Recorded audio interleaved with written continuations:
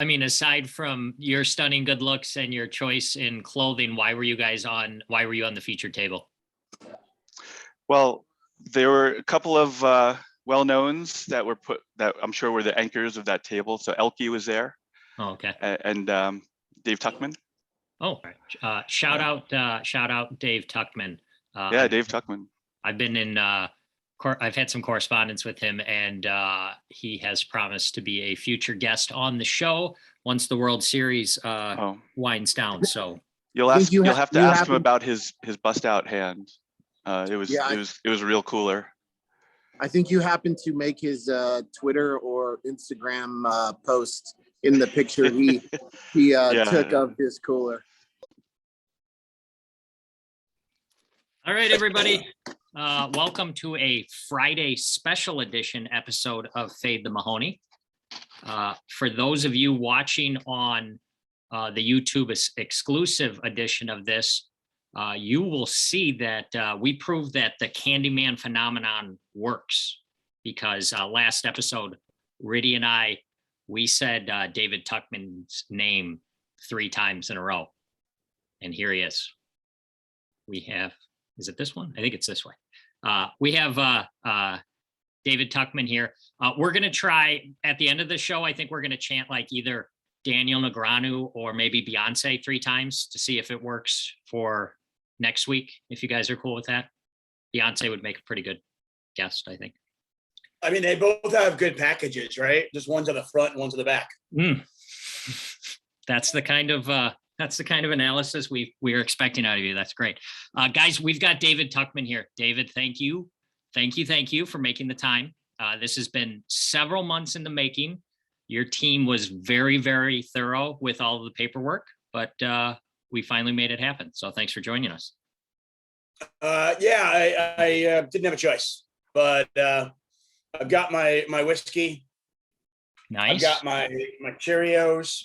Okay. And I've got a cup of coffee. So enough to deal with you buffoons. Okay. All right. Well, I know you're a very busy and important Hollywood celebrity. So I'm a big fucking deal.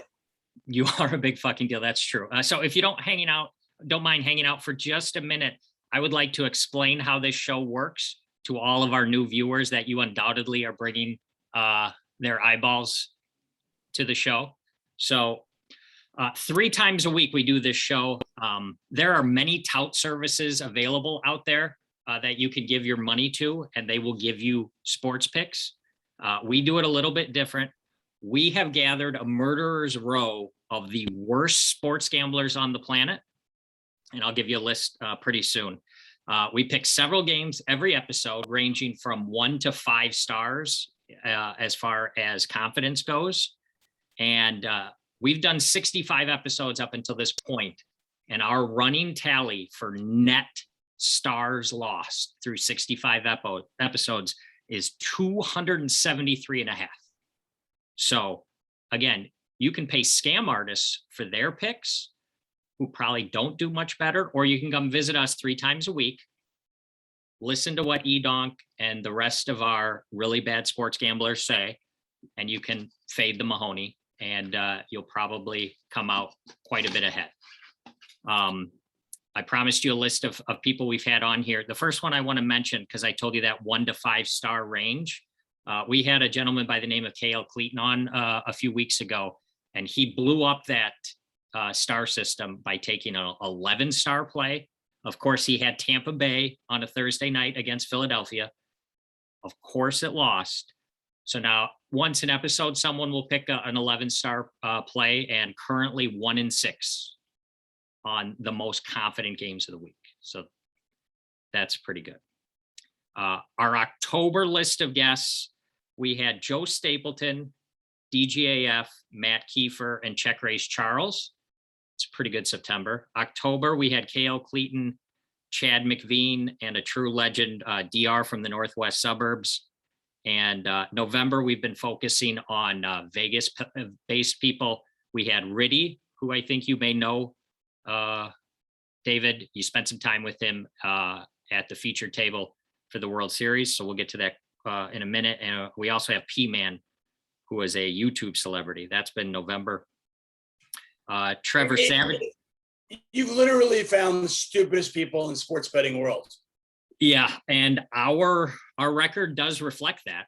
It's amazing. I mean, I hang out with DJF, and he's a hell of a poker player, but I'll literally ask him for his picks just to go contrarian.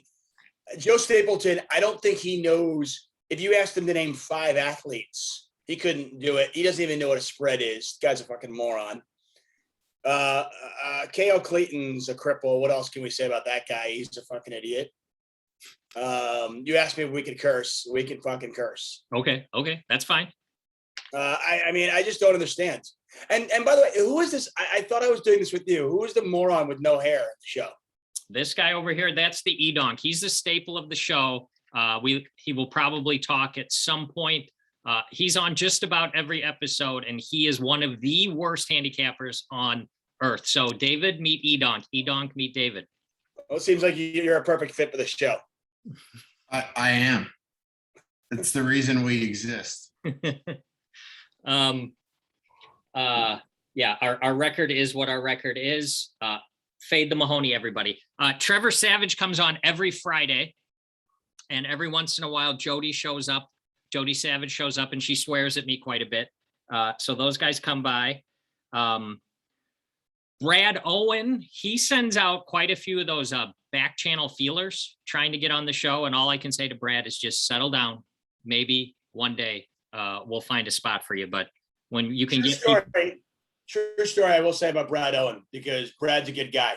So my 8-year-old kid, who was in 3rd grade, had to do a passion project for school. And his passion project was he wanted to be like do YouTube videos. Okay. And I reached out to Brad, and part of his project was he had to interview an actual YouTuber. I know it's shocking I didn't come to you. Probably didn't know of me yet. But I reached out to Brad and I asked him, I said, can you give my kid a few minutes? And he did, and it's awesome. And Brad actually included my kid's interview in his latest vlog. So my kid is freaking out that he has like 400,000 people have seen him. That is awesome. That is awesome. Pretty cool. All right. So maybe he's a good guy. He's not super needy like what I've seen from him trying to get on the show. But again, Brad, we'll try to make time for you at some point down the road. Yeah, he might be needy. I can tell you one thing. I stood next to him and we railed the main event and was watching Check Race Charleston. I felt like I was in a movie because so many people came up to him and were talking to him. And after everyone was talking to him, we just kind of had funny banter afterwards. It was quite the experience. It's pretty funny. Well, Tuck, you know what that's like, right? To be swamped and bothered everywhere you go. Yeah, it's just too much for me sometimes, whether it's Disneyland or just going to a restaurant. And honestly, a little bit of fame is okay. Mm-hmm. At my level, it just gets annoying. I understand. Yeah. Again, we appreciate your team making this happen, actually making you come on the show. So that was nice. Our normal Friday episode, for all those who don't know, is with Trevor Savage. Trevor, E-Donk, and I, we do we're in the Circa contest in Las Vegas. So the 3 of us, we break down our games on there. Why are you laughing? No, sorry. I'm sure the likes of David Baker and Mark Gregorich are really, really happy that you guys entered that thing. You can have a total of 50 points right now. We've got 25. We have flipped the coin perfectly out of 50 games. We're really good. How many points do ODB and Gregorich have? I don't know, but I think the leader after 30 games had like 27 or something stupid, just stupid. So they could just like the leader is like beating you after week 6. Yeah. Wow. They gave us a few extra weeks to catch up and we still can't do it. And we also on Friday, this is super important to the 6 people in the world who care. We break down Major League Wiffle Ball games And today is game 5 of the World Series. Today is the day of all days. So if you're not watching that, Tuck, you should maybe find some time for it. But to recap, the people that I've mentioned, these are the worst sports bettors on the planet. I have access to them every week. But today, I thought we'd try something a little different, because we have a bona fide, actual, real life, professional sports betting genius. Did I say that right? That's what your people wanted me to say. Is that cool? Yeah, I think that's, I think you got it right. Probably the only thing you're going to get right today, or this year. But yeah, no, I mean, I will tell your listeners and your viewers, don't pay for a tout service.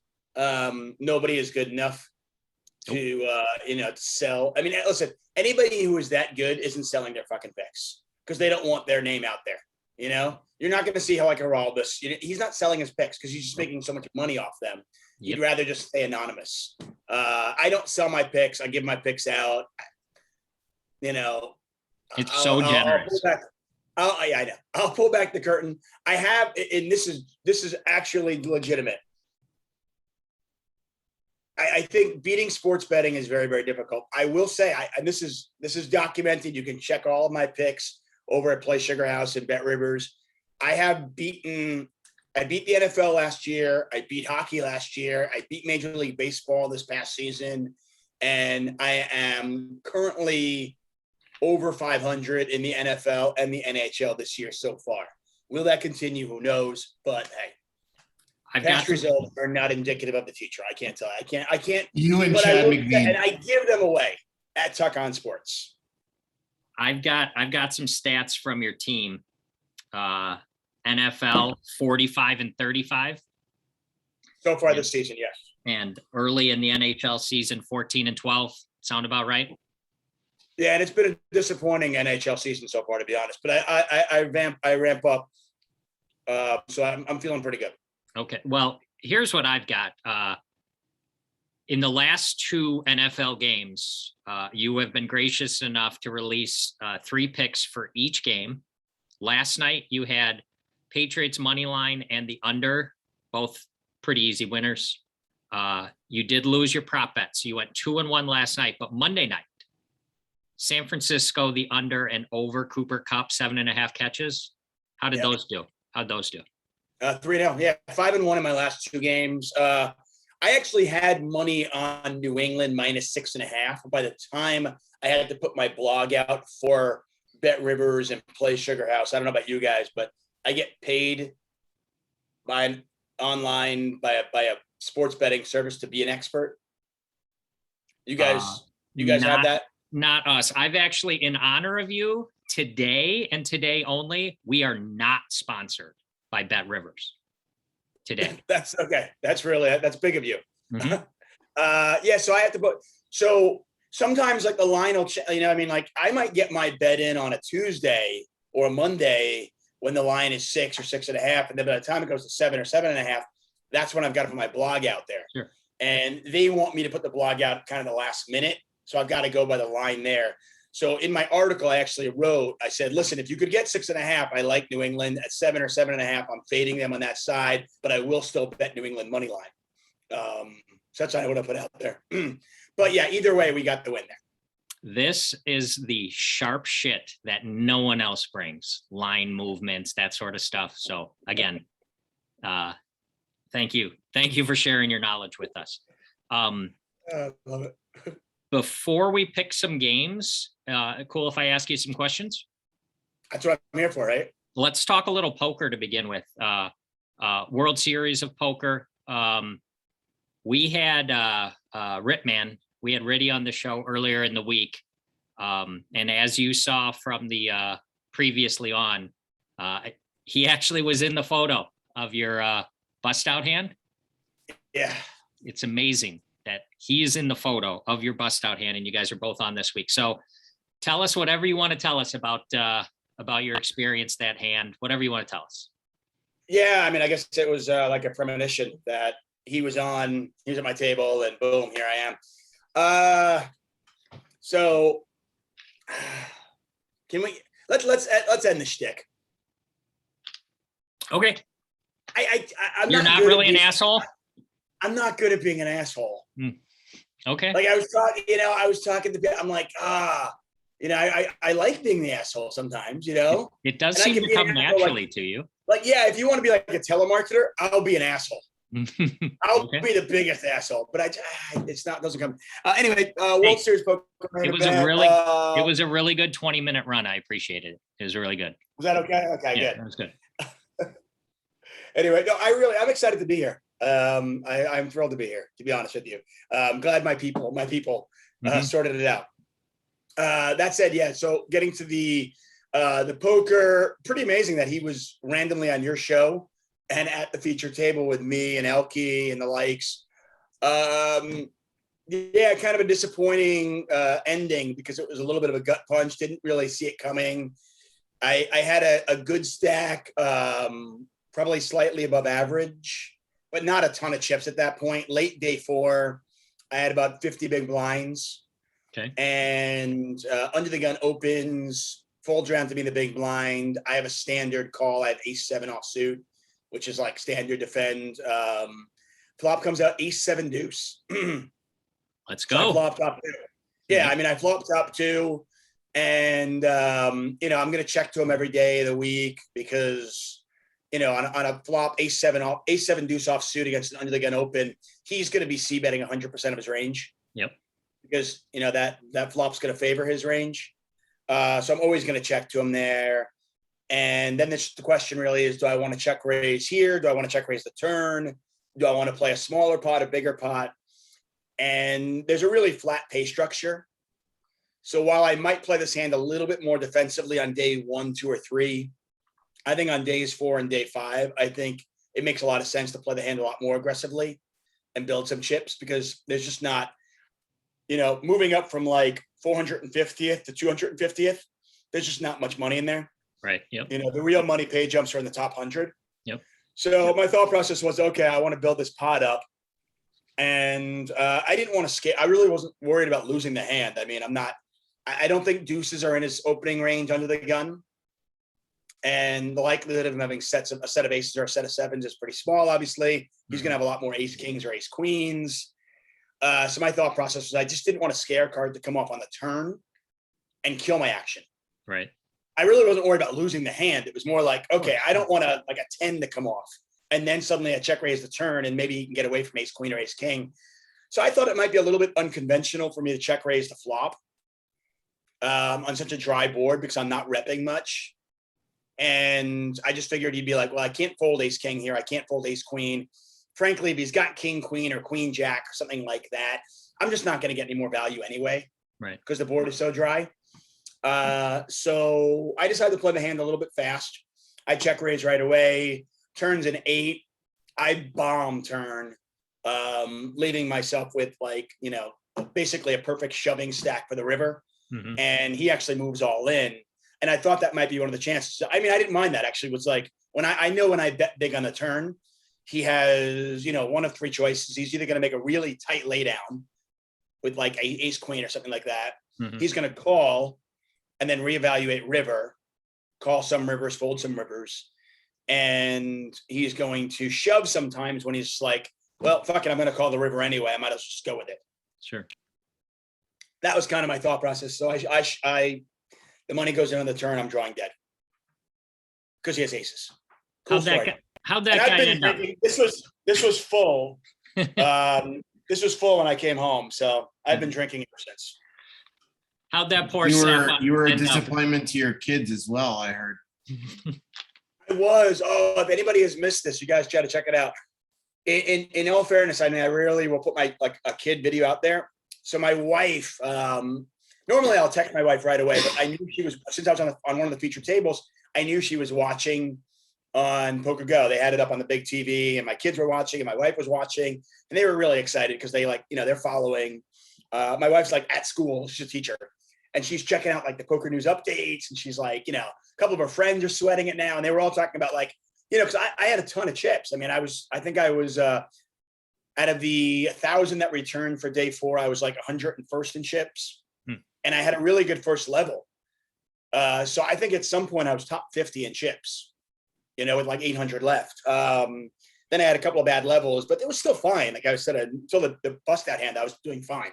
But they were watching it. And I normally would text them right away, but I was like, you know what? They're going to see it in 30 minutes. Let them see it. Let them watch. Plus, it gave me a little bit of time to decompress. And go buy that bottle of whiskey. Right. So, I'm hanging out with Remco and all these different people. And I'm like, okay, yeah, it is what it is. And I get a text from my wife, a sweet video, and in the middle of the video, my 4-year-old just completely loses his shit. He just could not keep it together. He was so sad for me. And it just continued for a long time. So I pieced the video together and I actually put it on my Twitter account. It's at Tuchman Sports. It's my pinned tweet. If you guys want to see a heartbreaking, hilarious video, you guys got to check it out. I rarely will, but it is actually worth watching. It's really, really funny. And heartbreaking. I honestly, I'm not even say it again. It's going to be a great memory for your kids.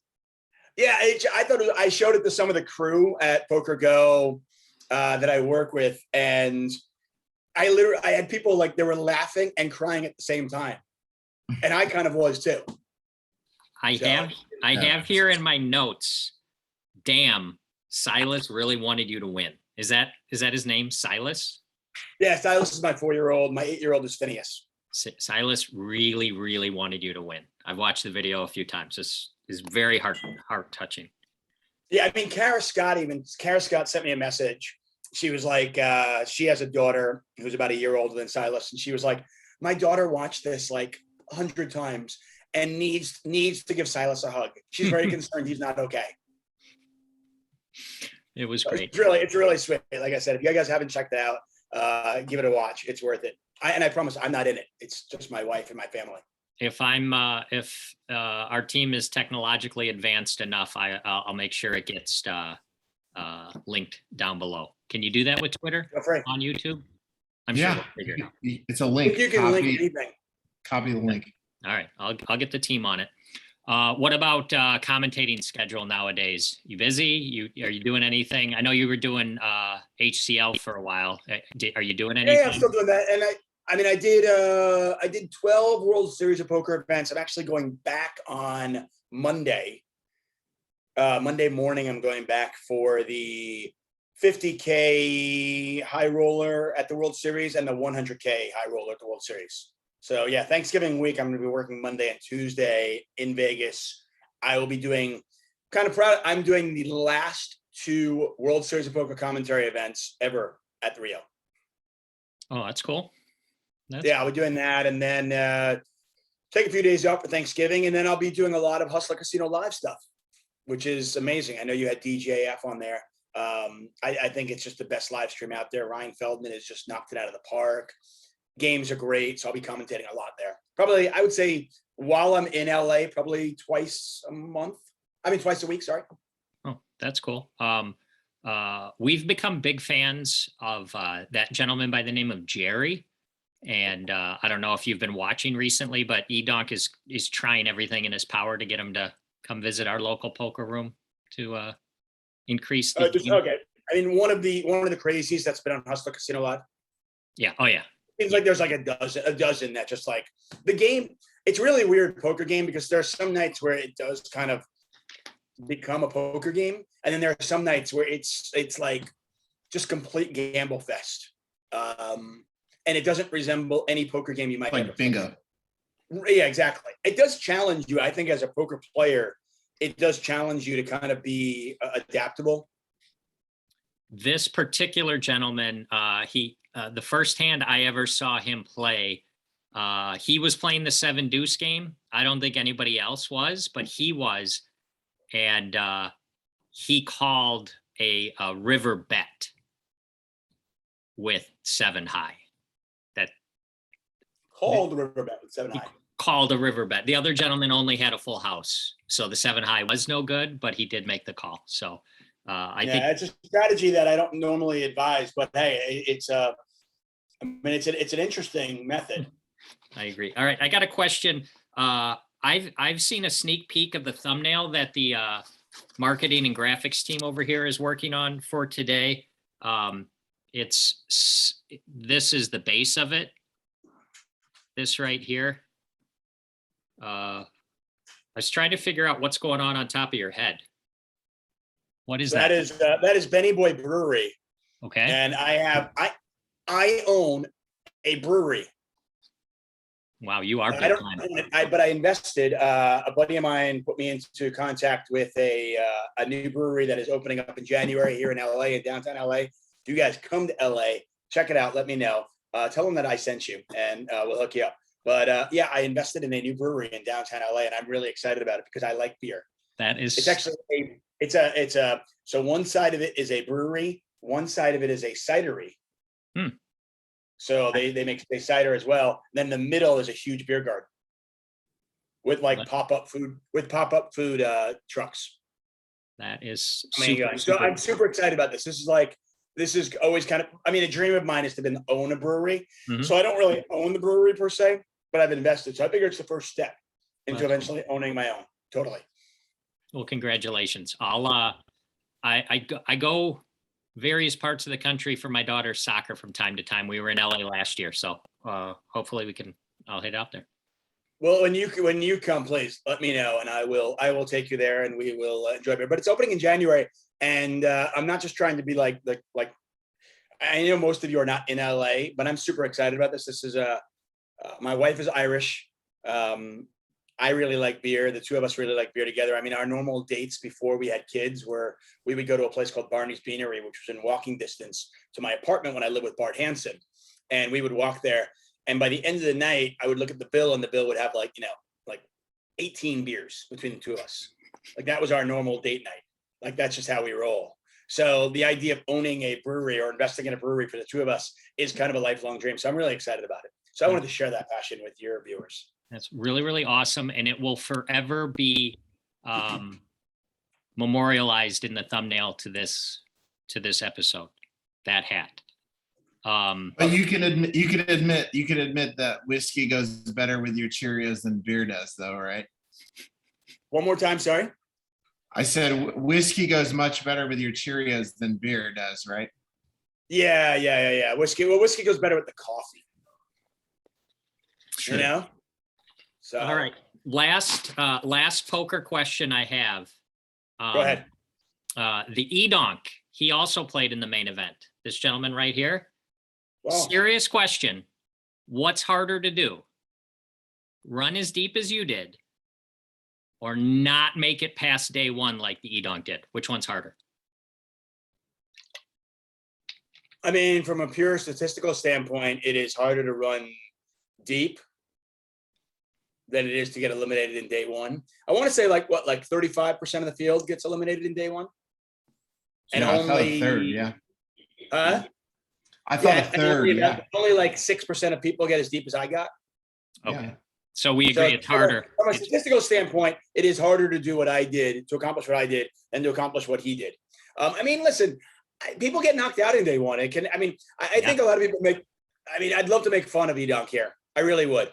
And I could, but I do think, and I don't know how you got knocked out. I mean, maybe you got knocked out in just some horrific, awful fashion where you just overplayed a hand. But no, you didn't. Okay. He's just bad. I mean, I just think people kind of get crazy. They're like, oh, how could you ever get knocked out in day one? I'm like, I don't know. You start with 300 big blinds. For anybody who's played cash games, like, yeah, that's deep, but it's not like crazy deep. I mean, that's like buying into a 5-10 game with 3,000. Which is basically a standard buy. I mean, maybe you buy in for 2,000, 2,500 to a 5-10 game.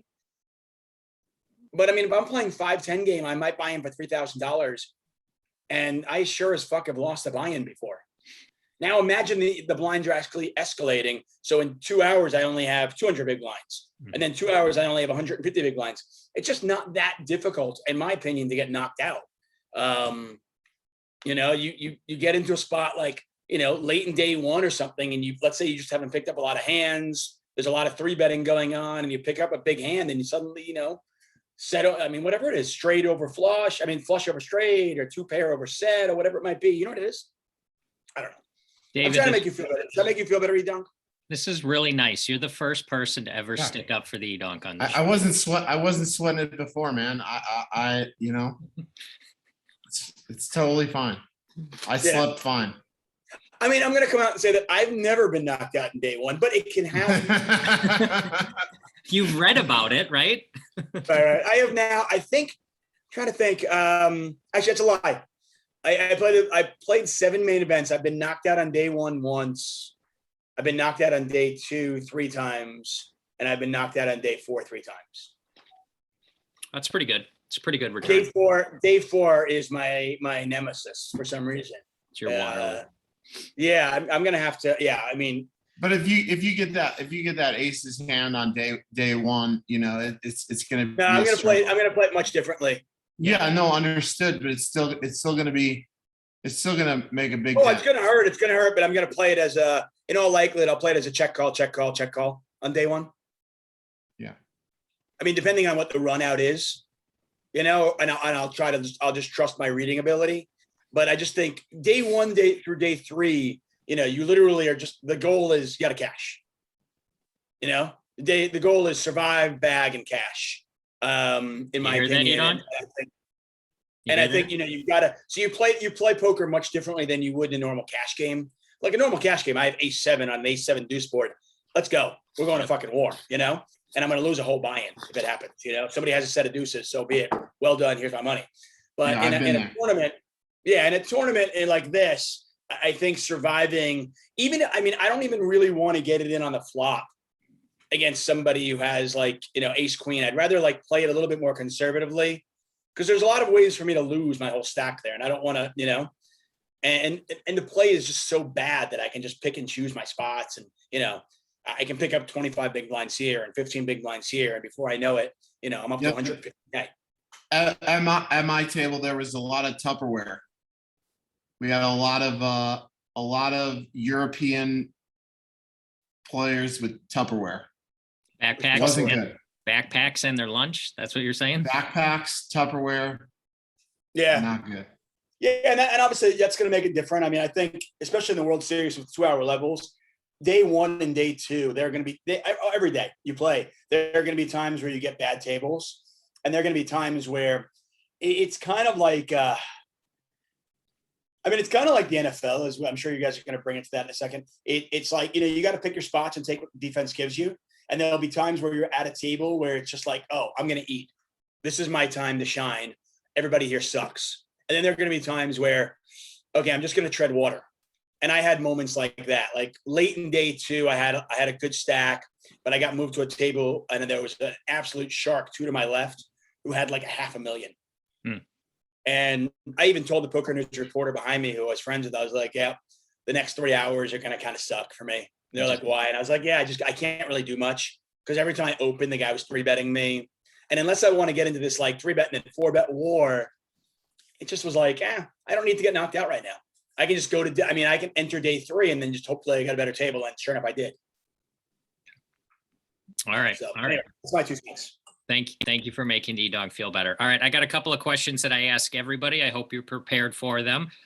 First one, what's your favorite Taylor Swift song? Every fucking Taylor Swift song. She's the best. Yes. I mean, me and my dogs and my kids, we will dance. And my wife will just sit there and roll her eyes. We will dance in the house to Shake It Off. Mm-hmm. Okay. I will literally go like, Alexa, play Shake It Off. And I'll be like, go crazy. Yeah, I love that. I recently, I'm really kind of attached lately. I used to like Red a lot. Red's a great song. Great song. But my most recent song, and maybe it's just because I'm thinking of my childhood. I don't know what it is, but Betty. It's a really good song. Yep. It's a great, the lyrics are like just amazing. I don't think Taylor Swift gets the credit she deserves. She's singing that song from the perspective of a boy, I think, right? Isn't that the one? I think so. I don't know. Yeah, that's certainly what it appears to be. Yeah. It's just so, she's great. I mean, like I said, I think she is honestly one of the most talented musicians we have had over the last 50, 60 years. She's amazing. And if you're a dude and you're like, oh, whatever, I'm playing my man card, whatever, you know, it's so pathetic. I mean, listen, you don't have to like her music, you know? He's an idiot. It's fine. You know, but I mean, I can be an AC/DC fan. I like Guns N' Roses, and I also like Taylor Swift. Taylor Swift you know is what? the best. And you know what, E-Donk? I've got a bigger dick than you. Yes. You got what? I think You got what? he said he had a bigger dick than you, and that now I'm fairly certain. I have the clip for previously on for our next episode. David Tuchman telling E-Donk he's got a bigger dick than him. Tug, you know, it's not that like, I just think they all sound the same. Then you're not listening. Okay. I mean, she literally was a country star, and now she's like more pop. I mean, do me a favor, just play "Shake It Off" and then go play Betty, and tell me they sound remotely like the same song. Yep, this guy gets it. It's like she's amazing, and she writes her own stuff. I mean, this is not just some hot girl with a great ass who just like, you know, somebody wrote music for her and she got on the stage and she's a great performer. She writes her own music. That was you could argue. Yeah, I mean, you could argue that. I mean, and how she, like, the different styles of music that she has. I mean, listen, my favorite musician is Bruce Springsteen. My Silas's middle name is actually Springsteen. Not lying. Cool. My wife and we've both been to numerous concerts. Our wedding song was a Springsteen song. I have it tattooed on my calf. She has it on the back. I actually think there are some parallels as her being a female version. She's very different in many ways, but how versatile she is, how she writes her own stuff, how passionate she is, how she leaves it all out there. I think there are some parallels. Tuck, you probably don't know this. When are you getting a Taylor Swift tattoo? I would get one. I don't have one, but I would get one. There hasn't been. Can I pay for it on your lower back? Yeah, I have a little tramp stamp. I'm not a Taylor. I like Taylor Swift. I am not as passionate about her and her music. I respect her music, and I think she's an amazing musician. For me to get a tattoo, I currently have one tattoo. I want to get a second one, and probably 3 or 4. But Taylor Swift is not on my list. But I would get one in a bet. I'd be proud to wear it. Well, maybe that's something we gotta work on offline. Happy to pay for it. Chuck, you're probably not aware of this, but on last Friday's episode, Trevor Savage and we broke the news about the new 10-minute version of All Too Well. We broke that news, and now everybody knows. But we were first. And you being the big celebrity that you are, would you consider yourself friends or good friends with Jake Gyllenhaal? I'd say good friends. Good friends. Okay. How's he doing? I would say good friends. He's doing okay? He's doing well. I haven't seen him in a little while because of COVID and stuff. Mm-hmm. But there's a decent chance that he'll stop over for Thanksgiving. Okay. We do like a Friendsgiving type thing where, like, anybody who wants to stop, like, we'll have family, and then after 6 o'clock we kick our family out, and then friends come over. So we'll just have him popping in. I mean, like Buffy the Vampire Slayer, and these are all people that I've had Thanksgiving with at some point in my life. Well, if you see him, just tell him to keep his chin up. It'll get better. We'll move on to a different song in the near future. All right. Last regular question. What word or phrase would you use to describe LeBron James's decision to announce changing his jersey number in the middle of the playoffs last year after he got knocked out of the playoffs, just so he could keep the spotlight on him? Well, I think the way you have worded that question is somewhat leading. Somewhat, just a little. Yeah, a little bit leading. I would say cool. Okay, we'll write that one down. Cool. Yeah, I'm not gonna lie. I'm not a huge NBA guy. I find the game somewhat boring. I know people love it. For me, it's just I love college basketball growing up. The NBA game to me doesn't really excite me. I will watch the playoffs because I love competition, and I love guys really putting it out there. But I'm just not a huge fan of the game. The one-on-one aspect of it and stuff, and it's just it doesn't cut it for me. Okay. Personally. All right. Should we bet on some games? Should we make some picks? Let's do it. Let's do it. All right. We're going to do some NFL. And then as long as you've still got time, we'll do a couple of NHL as well, because those are your bread and butter. Sounds good. Again, today, we are not sponsored by Bet Rivers, but all the lines are courtesy of them. First game, Ravens -5 at the Bears with a total of 45. What do we got? Bet Rivers. There you go. What was it? Which game you saying? Ravens -5 at the Bears with a total of 45. You know, the Bears are. I mean, the Ravens are coming off a pretty disappointing, game, and they are certainly Jekyll and Hyde. You never really know what you're going to expect. I mean, they come out and they play really well. I mean, Lamar Jackson seems to pull shit out of his hat on a weekly basis, and they find ways to win, but it's often ugly. That said, when you think of ugly, you think of the Bears. I do think Justin Fields has gotten better as of late, and I think at home, I'm probably going to take the Bears. Okay. I think the Ravens probably pull this one off, but I think the spread should probably be closer to a field goal. Okay. As for the line, as for the total, I would lean under.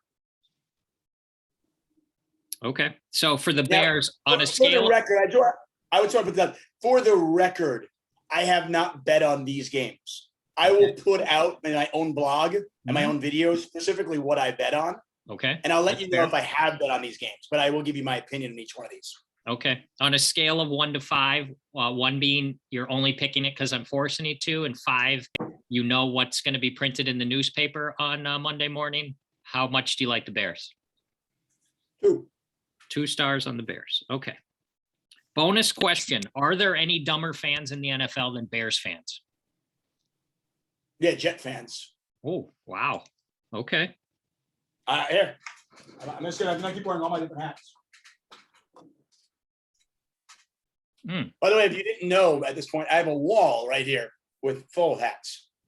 Oh, I figured you just had an intern over there handing you the ones as you. You think I had I just have my assistant Yep. handing me props. Yep. That's what I thought. Okay. Jets fans. I would disagree with you on that, but we're all entitled to our opinions. Next big game, Packers are at the Vikings, and according to Bet Rivers, the Packers are favored by 1.5. Packers, Vikings.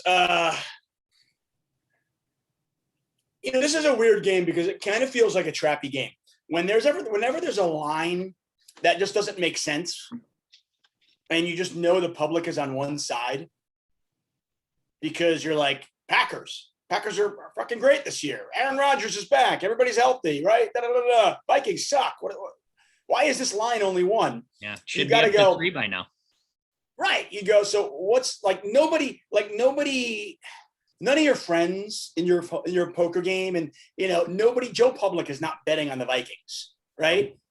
So then you got to start thinking, well, if Joe Public's not betting on the Vikings, then why is the line not moving?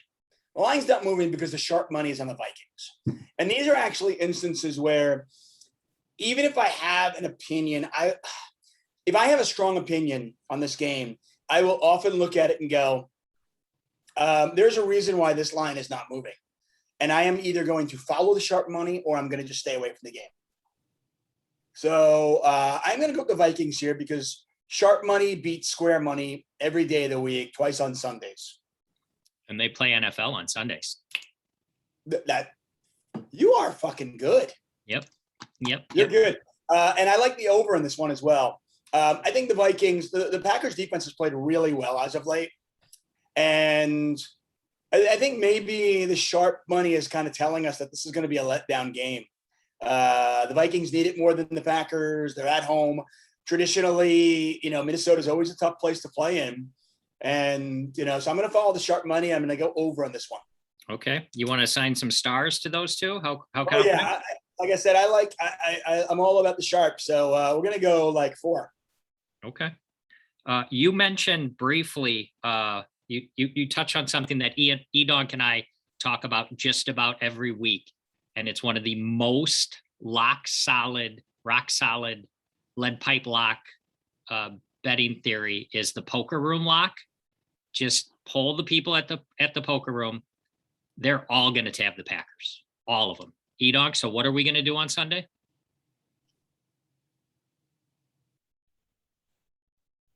We're gonna bet on the Vikings. That's correct. All right. Okay, so four stars there. Edonk, are you slow? Am I slow? Yeah, Man. it's Yeah. cool. I mean, it's totally cool if you are. Listen, not all of us are blessed with good looks and brains like you are, man. I had myself on mute, so yeah, I had to unmute. I had to find the fucking unmute button first. You know what? I think maybe I am good at this asshole thing. Yeah. All right. Next Definitely. game. This is the big one. Cowboys and Chiefs. Everybody's going to watch it. Everybody's going to bet on it. Chiefs are at home laying 2.5 with a gigantically large 56.5 total. Thoughts on this one? Yeah, I mean, Cowboys were one of my biggest bets of the year. I bet a lot of money on the Cowboys to win the NFC East.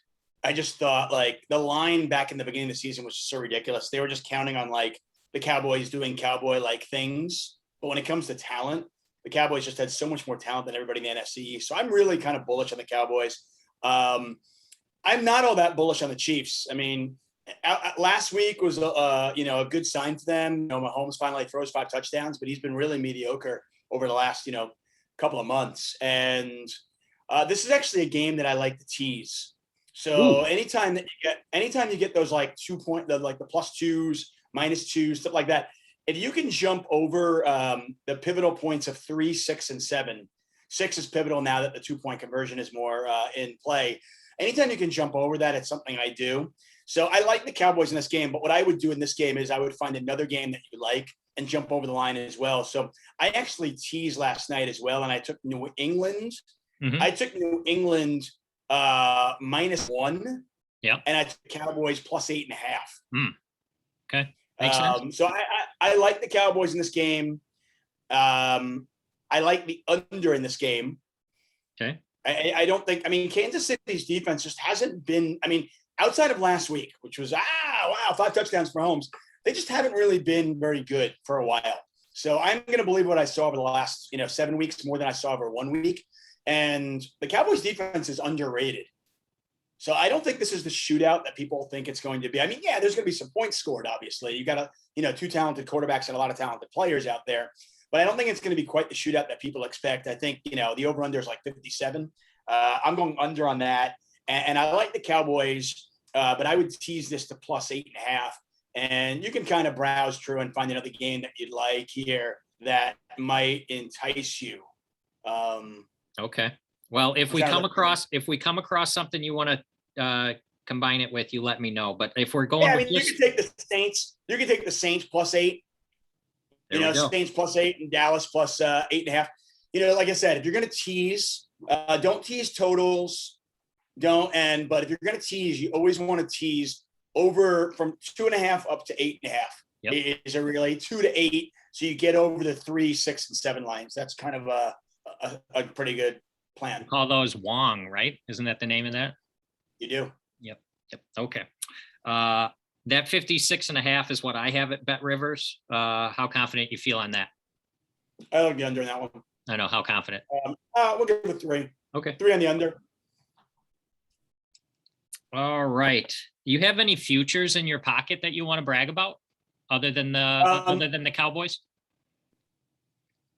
Not in the NFL this year, no. I often will look for a team right around now that has been underperforming that might have the pieces in place. Like my best future I ever bet on was in 2011. This is a while ago now.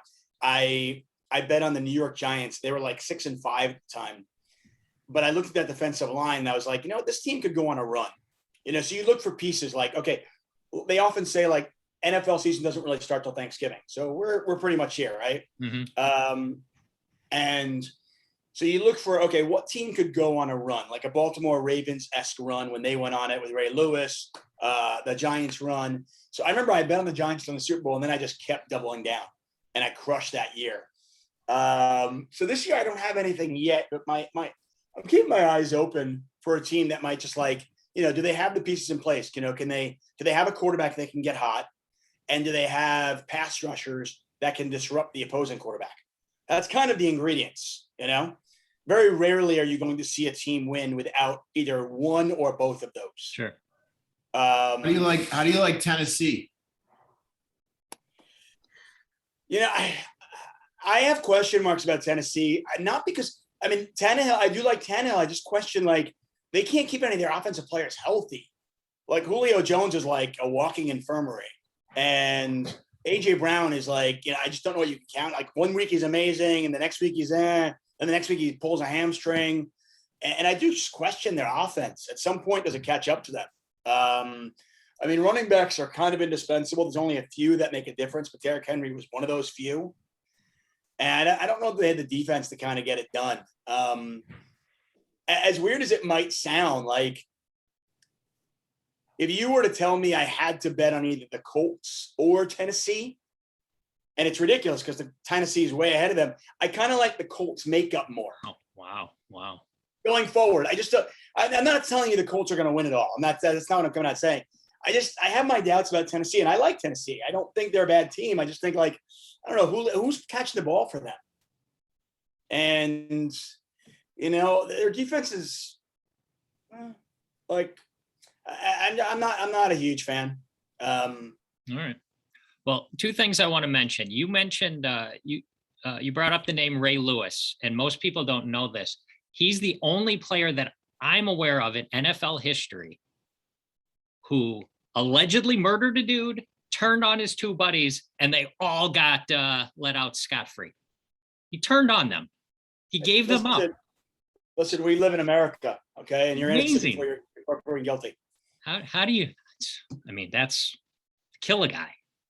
Give up your accomplices and nobody gets convicted. Never in NFL. Well, maybe OJ. Anyway, okay. The good old days, okay? The good old days where you could get away with it. Now I don't know. Now you steal a bottle of whiskey and you're fucking suspended 4 games. Ridiculous. And it only lasts a week. All right. Terrible. How are you doing for time? I got 10 minutes for you. Okay. We got I have a couple of good futures going on in the NHL, but I'll tell you those in a second. Anyway, all right. Continue. Well, Sorry. let's hop to NHL then. Okay. By the way, I like going up the Tennessee play. I like Houston this week. Okay. As inept as Houston is, I think Tennessee might have some trouble scoring this week. I think it might be a little bit of a letdown game. The total is relatively low for today's NFL. And when a total is around 44 or so, I just don't like the idea of giving 10. So we like Houston plus 10. Okay. So bonus pick. I like that game. I like that game as well. Houston plus 10. How many stars? Yeah. Is that a KL? I also like. No, we'll give that. I'll give that 10. I'll give that 5 stars. 5 stars on Houston. I mean 5 stars, and I also like, and I'll throw the one game at you. Going up my Colts play. I think the Indianapolis Colts are just underrated. I mean, Michael Pittman is a really good receiver. Carson Wentz is kind of under the radar, not playing bad. Jonathan Taylor is as good as any running back in the league right now, and they're really helping that defense. That defense isn't bad, and I think it just took a little while for Frank Reich and his company to kind of, they had a new quarterback, and I know people were like, "Oh, well, Carson Wentz played with him in Philly, so he should just know." It just take a while to kind of get going. Buffalo's not playing all that great as of late. And I think 7 points is just too much. I like the Colts. That's a 5-star one for me as well. All right. So bonus picks, we got Houston plus 10 and Indy plus 7, bonus 5-star plays. I did give you a heads up. I need you to tell me a dark horse NFL MVP pick, because all the good ones are gone, and whoever gets it right gets some Fade the Mahoney merchandise. So you got somebody off the beaten track. Is this regular season MVP or Super Bowl? No, regular season. You got 10 weeks worth of data to make a good decision, even though you can't get any of the short favorites. You can get Jonathan Taylor if you want him. Jonathan Taylor's available? Yep, you can get him. You can get Ryan Tannehill. You can get Joe Burrow. It's probably going to be one of those guys. I was going to say Mac Jones if this was Super Bowl MVP, just because that would torture Jet fans the most if somehow they found the next one. You can before get the Jets could find even one. That would just absolutely torture Jets. I was going to say Mac Jones, but he's drawing dead to win the regular season MVP just because it's defense. If I had to go with a regular season MVP dark horse, I'm going to give me Jonathan Taylor. okay. I think Jonathan Taylor has been just lights out. And if Indianapolis Colts go on a run over the next, 7 weeks or so, Jonathan Taylor could end up with 1,000 yards and another 10 touchdowns over the next 7 weeks. He's going to win. He's going to win a lot of people fantasy football leagues. 100-1 locked in. 100-1 Jonathan Taylor. Oh, like it. All right. Our in-house expert in the NHL is a gentleman by the name of Chad McVean. We call him the Twitter Kingmaker because he tweets out stuff that he likes to listen to or watch on Twitter. And he's also a shitty tout in training. He messaged me this morning, his earliest message yet, Edoc, 5:10 this morning. He sent me his picks, 5:10. And I've got there's only 2 NHL games today. Does that sound right? Yeah, there's only 2 games today and a handful of games tomorrow. Okay. Well, for today, he's laying the puck line on both Colorado and Winnipeg. So I'd love to hear what you have to say about both of those games. He wants Winnipeg and he wants Colorado. Yep, he's laying the puck line minus 1.5, right? That's how it works. It's actually on Bet Rivers, I got Colorado -1 plus 112, Winnipeg +1 minus 190. Bet Rivers. Oh yeah, Bet Rivers puck line does 1. Hey, not sponsored by. Sometimes it is 1.5, but these are 1s. Yeah. Okay. Well, let's get. I like his sides. I do like his sides. The Seattle Kraken are really playing some terrible hockey as of late. I still think there's this perception in the NHL that the Seattle Kraken are an expansion team and that, hey, the Golden Knights were a really good expansion team 4 years ago, so the Kraken should be a good expansion team. The fact of the matter is that the Golden Knights 4 years ago were the exception, not the rule. Yep. They just did everything right. I mean, it's amazing. It's so unlikely that they hit on every player that they did, but they did, and give the Golden Knights all the credit in the world. Everybody was screaming and crying when the Golden Knights went on their run 4 years ago. They were like, oh, we made the expansion rules too easy. And now we see 4 years later, no, we didn't. They just knocked it out of the park. You got to give them credit. They hit a 19 parlay, right? They hit a 19. Yeah, exactly. They literally, it was like they made 12 picks and they didn't miss on any. Every single person they brought in had a career year. It was just insane. And that's why they got to the Stanley Cup Finals. But what they accomplished that first year in their expansion year is the exception, not the rule. What we're seeing from the Kraken this year is more likely the case. Their lineup is lacking in star power. Their first line is basically a good second line in the NHL. They have no depth whatsoever. Their goaltending is their defense is this is just not a very good team. And the Colorado is without their best player, Nathan McKinnon, but they still have so many other good players. Cale Makar, Devin Taves is back, Mikko Rantanen, Gabriel Landeskog, that I think at -139, if I was betting it, I'm definitely going to bet Colorado. Okay. So, I mean, the Kraken have 4 wins this year. But like I said, I still think the public is overpricing them because of the Golden Knights' success from 4 years ago. As for Winnipeg and Vancouver, Winnipeg did play last night, so it's a back-to-back, which is always a little bit alarming. And Winnipeg is probably going to go with their backup goaltender. So I'm going to avoid this game, but I would say that if I was forced to bet it, I would be betting Winnipeg's side because Vancouver is terrible. Vancouver, despite having tons of talent, just can't get out of their own way. I mean, they have Pedersen, they have Quinn Hughes, they have Niels Hoglander. They have so much talent, but they can't get out of their own way, and they just find new ways to lose. But I can't bet on Winnipeg when Connor Hellebuck is not in net, when they have their backup in net, and on a back-to-back, on the second half of a back-to-back, I can't bet on Winnipeg.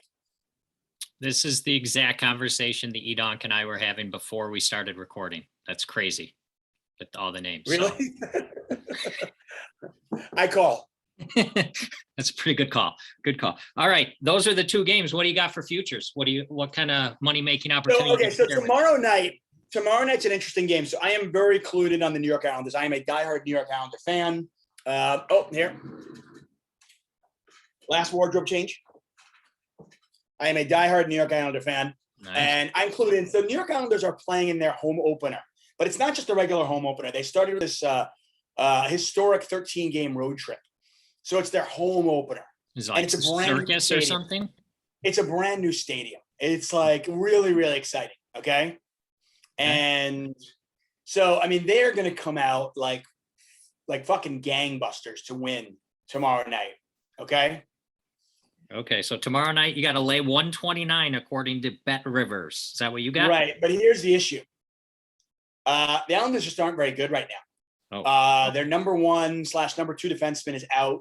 He broke his foot. He's going to be out 4 to 6 weeks. Anders Lee, their captain, is out in COVID protocol. Josh Bailey, who sucks anyway, he's out with COVID protocol. Who knows who else might pop up with COVID protocol over the next day or two. It is a home opener, so the intensity is going to be huge. But Calgary is playing some great hockey right now. They just shut out the Buffalo Sabres last night, 5-0. They are playing great hockey.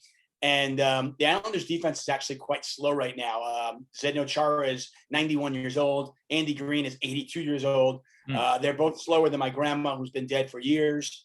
And they're not going to be able to keep up with Johnny Hockey and company. The fact that Calgary, it's really, really funny. On neutral ice, there's no doubt that Calgary is a favorite in this game. Right. But this line is definitely, I think, overplaying the home ice, home opener. There's no way the Islanders can lose their first game at their new rink, new stadium. And that might be true, but I think there's a little bit of value on Calgary, I got to tell you, at plus 106. If I'm betting in this game, I'm definitely betting Calgary. As for futures, if you can get it still, most of these have been closed off, but I think some sites still have it out there. I have tons of money on Moritz Seider, Lucas Raymond, and Trevor Zegras to win the Calder Trophy, which is the Rookie of the Year in the NHL. Calder Trophy. One of those three players is a lock. Seider, Raymond, Zegras. Okay. One of those three players is going to win the Calder Trophy this year. 6-1 down. That is a 144 star bet for me. Ooh, KL Clayton special, 11 star. One of those three. You just got to make sure it's not Raymond. If it's Raymond, you lose money. If it's the other two, you win. Now, yeah. I mean, I got Raymond at plus 1100. I have Seider at plus 900. I have Zegras at plus 700. Oh, well, you're in good shape then. That's a lot. I put as much money. Unfortunately, a lot of the sites don't let you bet. Like your maxes are kind of small on these niche bets. Right. So I bet as much as I possibly could along numerous sites on all three of those. Okay, so we got those three. Anything else NHL related you want to talk about? Team futures? Anything else? I mean, listen, I'll talk about my New York Islanders really quick again. The sky is falling for them. Like I mentioned all the bad things that are going on with them, and they're off to a terrible start. But I do think that this team, they just brought up a guy from the minors who's supposed to be pretty good to replace their injured defenseman. He's going to be back in 4 or 5 weeks. I think if the Islanders can tread water over the next 4 or 5 weeks, and I think they will be able to. I think come January, Lou Lamoriello, their GM, is going to make a move. And I think when he makes the move, the Islanders are going to go on a run. And this could be like a St. Louis-esque run from a few years ago, where they win like 21 out of 25 in January and February. And I think when it comes to I think they're going to be once again in the mix. The last 2 years, they lost in the Eastern Conference Finals to Tampa Bay. And I think when all the dust settles down, or whatever you want to say it, I think the Islanders are going to be back in the mix. But because of everything that's been going on and because of the road trip, you can get them at like plus 3,500 to win the cup. So I do think that if you're looking for a futures bet, this is a team that has underperformed so far, but will outperform the second half of the season. And I think there's some value there. Is it worth a little sprinkle at 8-1 to win the division? Do they have a chance at 8-1? The division's going to be too tough because Carolina's they got teams they got to like leap foot. And in all fairness, that's probably not really Barry Trotz, the coach, doesn't give a shit about that. Like their attitude is get in the playoffs. But once this team, pardon me, once this team gets in the playoffs, they are built for the playoffs. And I am predicting now that the Islanders will be the best team in the league record-wise midway through January through mid-March. And I think they'll go into the playoffs with an enormous amount of momentum. Nobody will want to play them, and they will once again perform well in the playoffs. Do they win the cup or no? I don't know. But I think that they'll be in the mix. And if you can get them at like plus 3,300 to win the cup, I just bet on them yesterday at plus 3,300. If you can get them at that price and they get down to the Final Four, you can always hedge. Okay, well, if you bet them yesterday at plus 3,300, they must respect your bet and they move the shit out of the line because of what you did. How about that? I might have bet on a different site. Oh, I doubt it though. What about Bet Rivers has them at 24-1, at least here. Yeah, I wouldn't. I don't think that's enough value.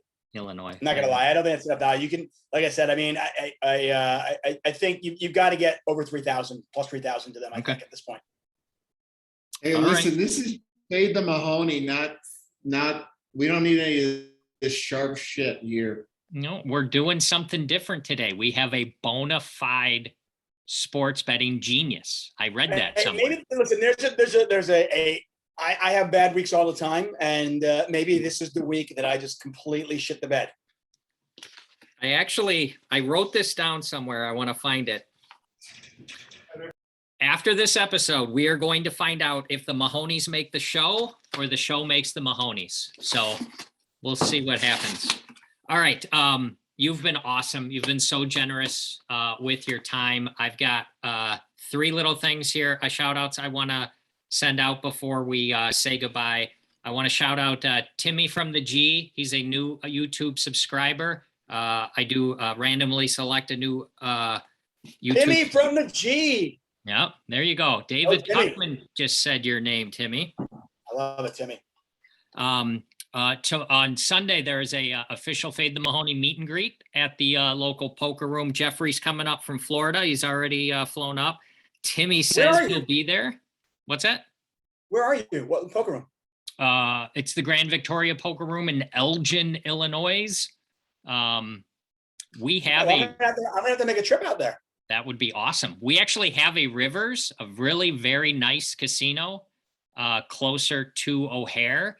They do not yet have a poker room. So rumor is they're working on it. Sorry about this. But the Rivers here locally does not yet have a poker room. So we all go to the Grand Victoria in Elgin. So yeah, if and when you make it to Chicago, it'd be great. We'll make sure we get. I have to go to Chicago. Sports betting is obviously legal in Chicago. Sure is. In Illinois. So I will definitely make a trip out there at some point. By the way, broadcaster trick, if the phone ever rings during like a Zoom call or like during something like this, you just pick the phone up and go, "Not now, Mom, fuck off." You hang up really quick. I'm such a boomer. I actually went into my phone before we started recording and I thought I turned off the ability for people to phone me, but I obviously didn't click the right button. So that's my bad. All right. After we're done here, Edonk and I are going to hop into a new room with Trevor to do our normal Friday thing. All you new people who are here to see Tuck and all of his knowledge. Say that? 4? There's like 4. All right. Well, if I can get all 4 of you to like and subscribe, I would be very grateful. Look at this quality place I'm in right now. I got bugs crawling all over this place. Look at this. I was gonna say, Edon, where are you? This is my office. It's so big. What's that? Is there like a fridge behind you that has nothing in it? There's beer. Oh, there is. Okay. There's beer. There's water. There's it's a sport. I'm a partial owner of a sports facility complex out here, and we do use sports. So. And he has beer on hand. Listen, the room, it almost looks like you're in like a police interrogation room. Yeah, I'll move my. Oh, that looks better. Okay, the Gatorade. Oh, listen, sponsored by Gatorade. Not sponsored by Gatorade. Not sponsored by Gatorade. No. All right. This was awesome. David, do you have anything else you'd like to say to the people or anything else you want to mention before we sign off? I mean, check out Hustler Casino Live. We've been killing it over there. I'm going to be commentating there a couple times a week.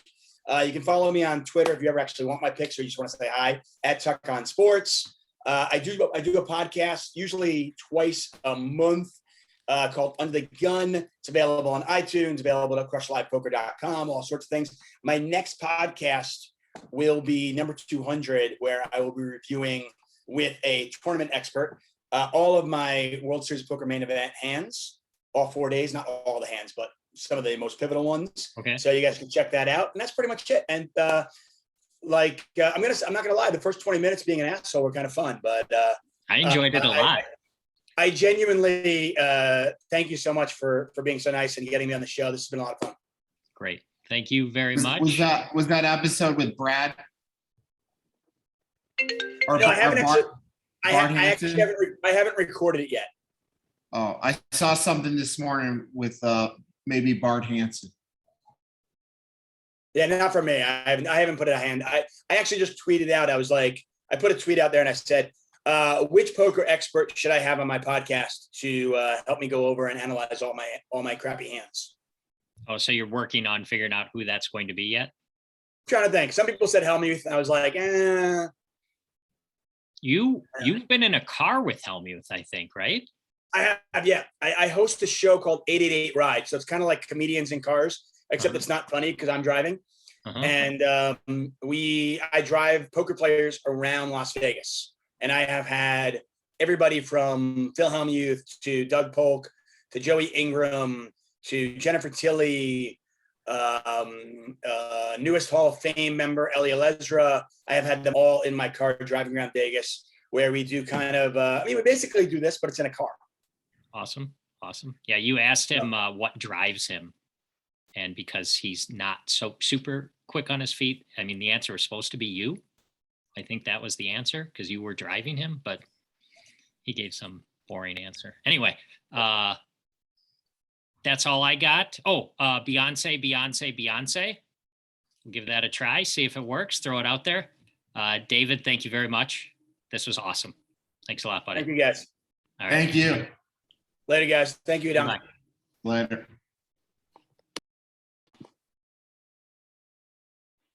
All right. I promised you we'd be back after the main attraction. This is the addendum to our Friday Fade the Mahoney Friday edition. Trevor has joined us now. Thank you for making the time, Trevor. We're going to do this quick. Oh, Edonk's still here. We just, as you guys all know, Trevor doesn't know, we just spoke with David Tuchman for like 80 minutes or something. So that was a long one. This is going to be a long episode. So we're going to try to keep this short. Let's just start off. Today's a huge day. Today's like the biggest day ever, I assume, in the history of Major League Wiffle Ball. Game 5, World Series. Let's see if Trevor can get the starting pitchers correct this time. What do we got? That was a big surprise, right? Well, I mean, this is definitely a huge day for us. I like that you put this at the end of the episode because you know that'll make everybody watch the beginning because they want to get to the Major League Wiffle Ball. So that's right. Really good marketing by you. Well done.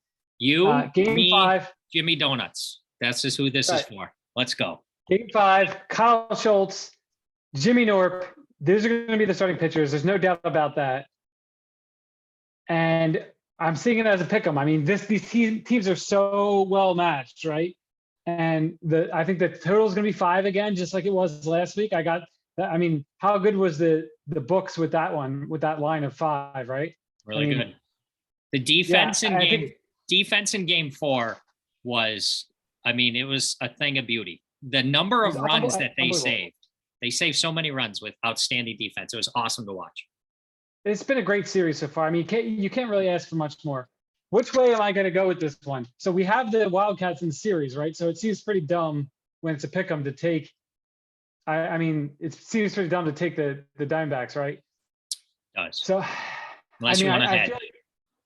I don't want to hedge. So I'm going to take the Wildcats to win, even though I feel like Norp is going to hit a walk-off homer to end the season. Like, it just feels like that's the type of season it is, right? It just feels like the Jimmy Norp walk-off home run to win the World Series is just the way that it's scripted to go, even though it's not scripted.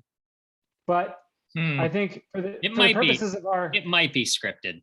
There's some crazy, wild shit that has happened. The trade in the middle of the season, Sailor throwing that ball for no reason whatsoever in Game 3 or whatever that was, might be scripted. I mean, I know that you may have only started watching this year, so you might not have have been able to go back to past World Series or past seasons to see. That's but true. If they've been scripting this since since they were 8 years old, then that's pretty amazing, because there's been nonstop drama in this league throughout the entire course of the history of the league. So there's been walk-off homers to win the championship. There's been walk-off double plays. It has it all. It's just the greatest YouTube thing on the internet, besides everything else that you talk about.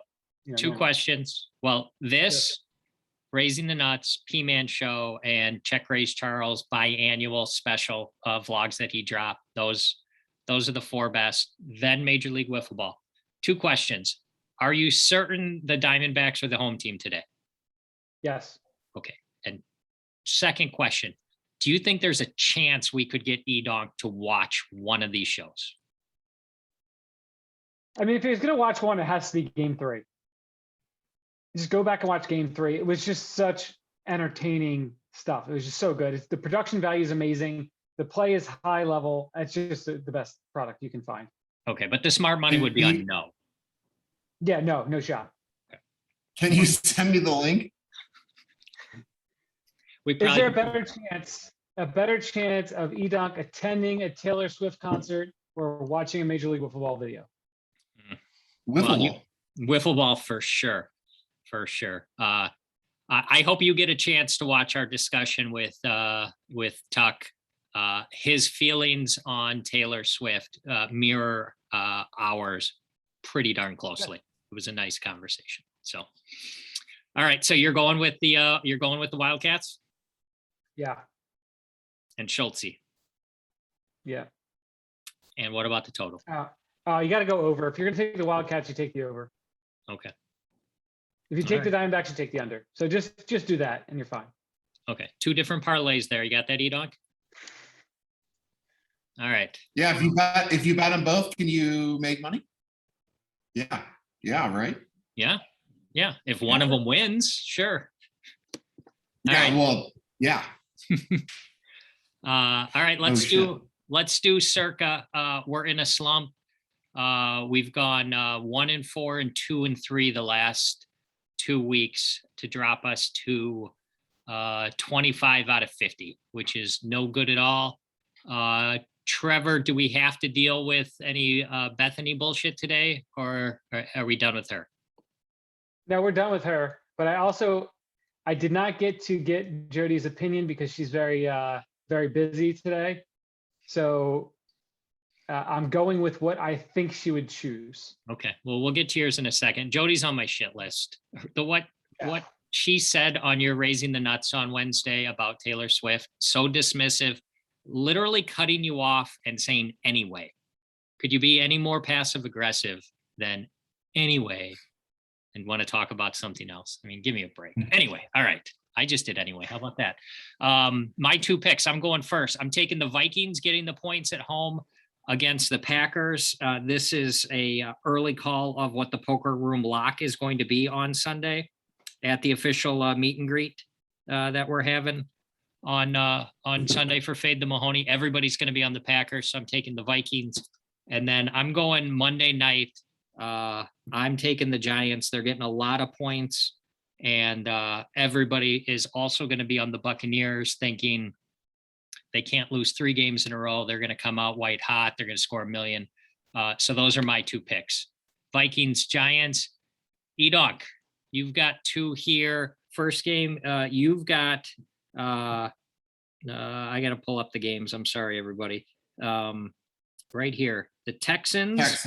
Yep. The Texans are playing at the Titans, and they're getting 10 points. Where are you going there? We're going Texans. And I'm going with Tuck. I was impressed with his sharpness. So we're we're just going with Tuck on this one. We're taking the Texans and the points against Tennessee. And it's probably smart because I asked him in the episode what he thinks about Tennessee because I like Tennessee, a future bet on Tennessee. So, I mean, it's very possible that both happen, right? Tennessee wins and Texans cover. That could certainly happen. The other game that you've got is Colts at Bills. Bills are favored by 7. What are you doing there? And we're also riding the coattails of Dr. Tuchman and taking the Colts. Yeah, we gave him a few games to pick, and then he brought these 2 out as his 5-star plays. So Edonk is tailing those 2 5-star plays with the big underdogs. Teams can lose, still cover, because good teams win. Great teams cover. That's correct. All right, last pick of the week. Trevor, not Jody, not Bethany. You've got the Sunday night game. You got the, I thought it was Sunday night, right? Pittsburgh. Yeah, Pittsburgh at the Los Angeles Chargers. Chargers favored by 6.5. Yeah. First of all, I would like to point out how on brand your picks were. You've yet to pick a team with a winning record this year, I think. So well done. Yeah. So I just went with the idea, channeling Jody. First of all, Ben Roethlisberger, anti-Ben Roethlisberger, right? Mm-hmm. I don't care if he's not playing or if he's playing. I don't know if he's playing. Who knows? Doesn't matter. He's on that team still, so we're picking against him. And then it had the parlay of also being a former San Diego team, which Jody loves San Diego. She loves California. The colors probably fine. Do they have tattooed guys? Who knows? Justin Herbert, not the best looking, but and we got the jersey there. So all those things combined make the Chargers quite a lock. All righty. Those are the Circa picks, everybody. We'll get those into our proxy, the P-Man, to have him submit them. Trevor, you ready? You got a bonus pick? Got anything Rutgers related? Anything you want to go with? No bonus pick this week, but I think you did not give me proper credit for the 11-star play last week, did you? Was that Mackinac or something like that? Mackinac Island? Yeah, Merrimack, the Rutgers Merrimack play. I mean, that was a strong play. You got really unlucky to even make it close. That was just a slam dunk bet. Nice job. You got one right in this month. Congratulations, Trevor. Turning it around. Thank you. But I said that was an actually sharp play, though. If you guys are loyal listeners, you should know the fade the Mahoney verbiage. Yeah, when Trevor winks, that means you really should bet on it. All right, so no bonus play. You don't want to press your luck. You're going to ride that 11-star wave right now. Just let it be. E-Dog, tomorrow morning you'll post all your really sharp college football picks that have been doing incredibly terribly the last few weeks. But tonight, let's give the people some NBA, some Bulls at Nuggets. The Nuggets are favored by 2. Bated breath, waiting for who you're going to pick in this one.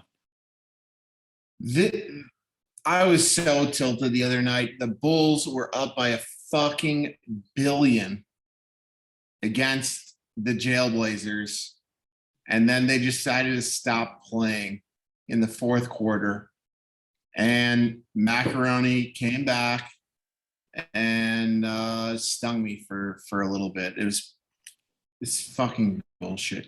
At halftime, they were up by so much. I'm like, oh, well, maybe I'll hedge. And I'm like, hedging's so dumb.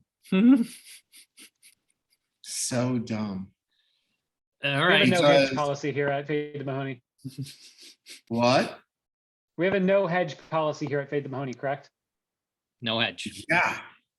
It's either go fucking harder or go just broke. Let it ride. Mm-hmm. Yep. Yeah. It's hedging is for pussies. Hedging is for gardeners. You should get that on a shirt for, the pod. Yeah. Hedging is for gardeners. Exactly. There you go. All right. How about you hedging pick the is game. for people from Oregon. Nuggets -2. Yeah. You're going with Denver? There's a lot of fucking hedging going on in Oregon. Yeah, we're not going against the Bulls. Not going against the Bulls. And we're gonna take the Bulls and we're gonna take them for 4.5 stars. 4.5 stars. All right. That's our What bonus. a line point. that is. That the Nuggets lost by like 15 to the Sixers last night. That's an interesting line there. Surprised you're up on that. All right. We promised an abbreviated addendum to the first part of the show, so that's it. That's all I got. We got our circa picks. We got Major League Wiffle Ball, what do we got? A little over 3 hours. This thing is so long, I hope to have it uploaded by then. But Over and Wildcats. That's the official Trevor Savage championship game betting, correct? Yes. Yep. All right. Don't forget everybody. No, real quick. So I got the circa thing up here of our spreadsheet. Just want to throw this out there. Mike, you are 7-9. Trevor, you're 5-10. Not a great effort. Okay, before you go on, if he's 5-10, Jody is like 3-1, I think. No, she's 4-1. Jody's 4-1. Don't do the math. All right, Edon, go ahead. What do you got? And I'm 11-6, motherfuckers. Wow. This is the biggest upset of the entire NFL season right there. Screw Miami beating Buffalo or whatever that was. Edonk having that record in the circa. All right, that's an excellent way to end it. Say goodbye to the people, everybody. Bye. Later. Good weekend. Good gambling, everybody. Fade the Mahoney meet and greet Sunday.